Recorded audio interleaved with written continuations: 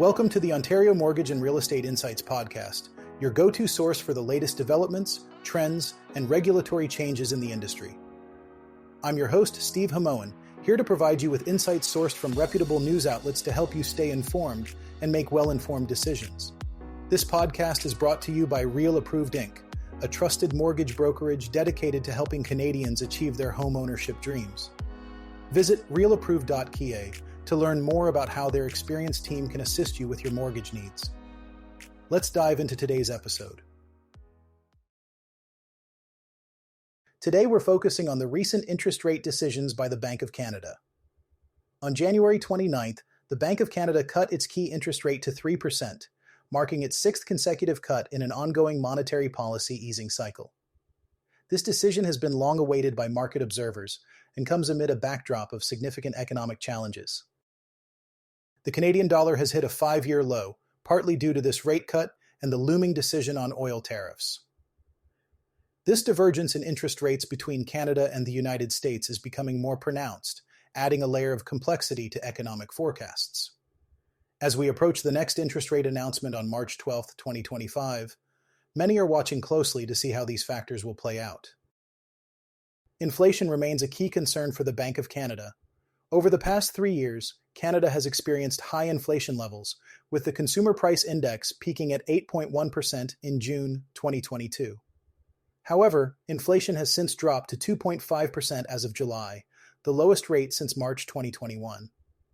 Despite this progress, central bankers are cautious about the possibility of inflation overshooting the target on its way down, especially given the high demand for housing and the limited supply driving shelter costs.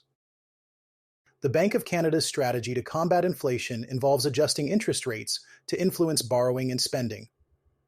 Since March 2022, the central bank raised rates 10 times, reaching a high of 5%, before beginning a gradual easing cycle in June 2024.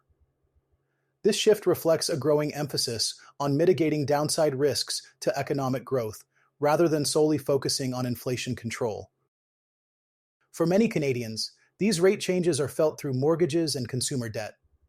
Rising interest rates have made it more challenging for new home buyers and have increased monthly expenses for existing homeowners. The broader economy has also felt the impact, with slowed growth, reduced consumer spending, and rising unemployment. While Canada has avoided a recession so far, the Bank of Canada anticipates continued economic weakness through the first half of 2024, with hopes for recovery later in the year.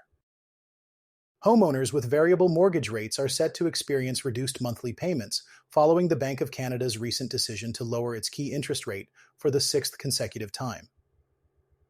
The central bank announced a quarter-point reduction, bringing its key interest rate down to 3% from 3.25%. This move aligns with inflation stabilizing around the bank's 2% target and signs of recovery in the Canadian economy. In response to the central bank's decision, Canada's 6 major banks have lowered their prime rates by 0.25%, from 5.45% to 5.2%, effective January 30th. Penelope Graham, a mortgage expert at ratehub.ca, highlighted that homeowners with variable rate mortgages can expect lower monthly payments, especially those with adjustable rate mortgages. For example, homeowners who purchased an average-priced home in Canada, valued at $676,640 as of December 2024, with a 10% down payment, might see a decrease of about $87 per month on a 5-year variable mortgage. Additionally, fixed mortgage rates may experience slight reductions due to a drop in bond yields to the 2.8% range. However, experts caution that concerns over inflation will likely prevent any significant reductions in the near term. Victor Tran, a mortgage specialist at Rates.ca, explained that for every quarter-point decrease, homeowners with variable rate mortgages can expect a reduction of approximately $15 in monthly payments for every $100,000 borrowed. For instance, a homeowner with a $650,140 mortgage at 4.45% could see their monthly payments decrease from $3,458 to $3,371, resulting in an annual savings of $1,044. Experts note that the recent rate cut is welcome news for homeowners, particularly those renewing their mortgages or purchasing a home. Phil Soper, president of Royal LePage, indicated that the timing of the rate cut could stimulate activity in the upcoming spring housing market. He mentioned, "This latest decrease arrives just before the spring housing market when demand typically picks up, which should spur buying and selling activity in the weeks ahead." However, Soper also warned of economic uncertainties, including potential tariffs from the United States, which could impact both the central bank's decision-making and consumer confidence. Since borrowing costs peaked in August 2023, the new rate reductions represent significant savings for homeowners. For example, the monthly mortgage payment on an average-priced home purchased with a 5-year variable mortgage has dropped by $685 since the peak. Canada Mortgage and Housing Corporation has highlighted a concerning trend. Soaring housing costs are limiting population mobility across the country. Canadians are finding it increasingly difficult to afford buying or renting homes in cities where they seek job opportunities. This situation is causing a significant impact on the movement of people within Canada. The Federal Housing Agency's analysis indicates that a 1% increase in housing prices in a destination city results in a corresponding 1% decline in the number of people moving there. Since 1990, the percentage of Canadian households moving each year, even within municipalities, has dropped from nearly 17.8% to just 10.1% in 2020. CMHC's Deputy Chief Economist Aled Abyorworth attributes this trend to several factors including population aging and technological changes, with housing costs playing a significant role. The inability to move due to high housing costs affects both current workers and newcomers to the workforce, which in turn limits skill development and economic growth in major cities. When deciding where to live and work, Canadians consider not just potential wage increases, but also the realistic housing costs associated with relocation. As Abyorworth notes, some individuals may forego opportunities for new jobs that could enhance their skills and knowledge, thereby impacting the productivity of the nation if they can't afford the housing costs after moving. Employers in cities with expensive housing markets are compelled to offer higher salaries to attract skilled workers, which raises business costs and reduces productivity. The analysis suggests that Toronto, one of Canada's priciest cities for home purchases, could increase its population by 3% if it doubled its housing starts over the next decade. Aled Abyorworth points out that while many blame the lack of affordability in cities like Toronto and Vancouver on their growing populations, data shows that cities like Calgary and Edmonton have maintained relative affordability despite faster population growth over the past 2 decades. This is attributed to a more substantial housing supply, which keeps home prices in check relative to income and attracts more people. The report underscores that sufficient housing supply is key to accommodating population growth. In contrast, insufficient housing supply leads to higher home prices, which can stifle the growth of a city. This is an important consideration for policymakers and developers as they plan for future urban development. A recent survey by Easy Home Renovation reveals a growing trend among Canadians aged 18 to 44, who are increasingly abandoning the dream of home ownership. The findings suggest that many young Canadians no longer view owning a home as a realistic goal in their lifetimes. This sentiment is largely attributed to high rents, soaring mortgage rates, and a limited housing supply, making home ownership seem unattainable to many. Interestingly, there are some regions in Canada where optimism still exists. In provinces such as Quebec, Newfoundland and Labrador, Saskatchewan, Nova Scotia, and Alberta, more than 30% of young adults continue to believe that they will own a home one day. However, this optimism is not shared nationwide. In Ontario and British Columbia, less than 20% of young people hold on to the hope of owning a home. The situation is particularly stark in Vancouver, where only 6% believe homeownership is achievable. The report attributes this disillusionment to several factors. High rents and mortgage rates that remain well above pre-pandemic levels are significant barriers. Additionally, the rapid population growth and the shift towards condominium developments in major cities instead of single-family homes further complicate the path to homeownership. A closer examination of the data reveals that optimism varies widely across Canadian cities. Regina stands out with the highest rate of belief in home ownership at 46%, while cities like Vancouver show a drastic dip in optimism. The housing crisis is also reshaping life priorities for many young Canadians. The survey indicates that 63% of millennials still see homeownership as a key life goal, but this figure drops to 53% among Gen Z. Moreover, the housing situation has caused 27% of millennials and 26% of Gen Z respondents to alter their family plans. In response to the housing crisis, the federal government announced a plan in April to create 3.87 million new homes by 2031.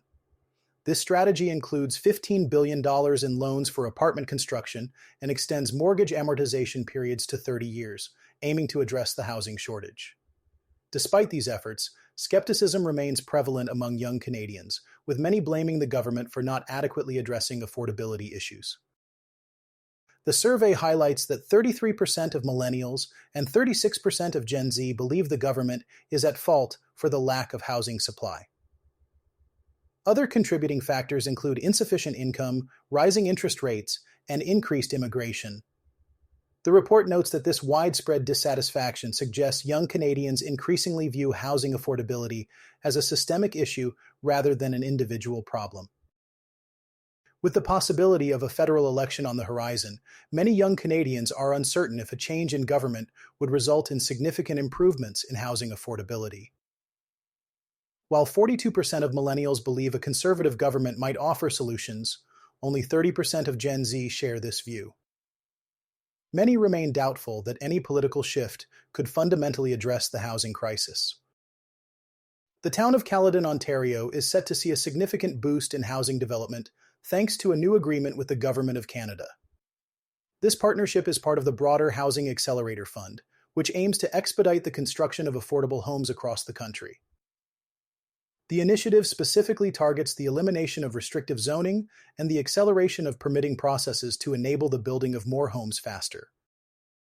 The Housing Accelerator Fund, or HAF, was launched by the Canadian government as a $4.4 billion initiative running until 2028.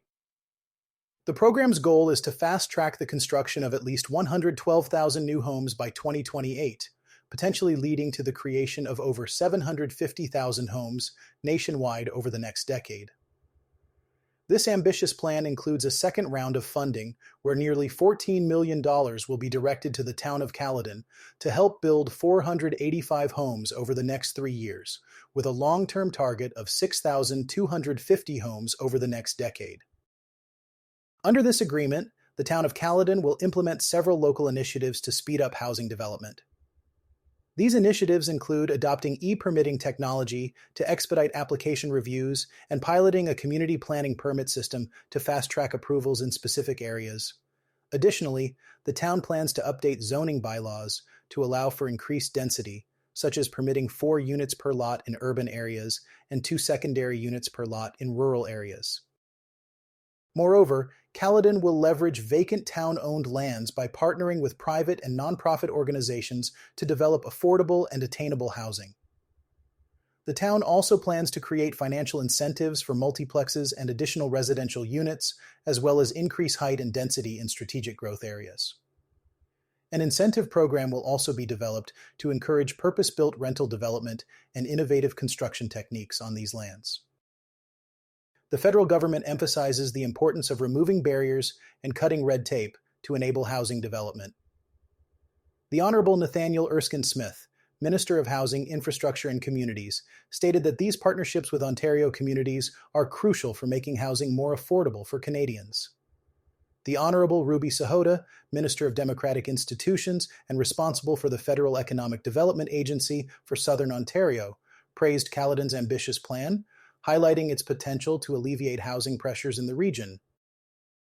Mayor Annette Groves of the town of Caledon expressed gratitude for the federal funding, noting that the town has taken bold steps to address the housing shortage.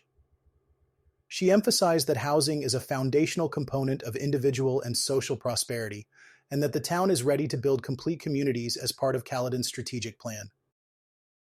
The Housing Accelerator Fund is part of Canada's National Housing Strategy, which is the most ambitious federal housing plan in over 40 years.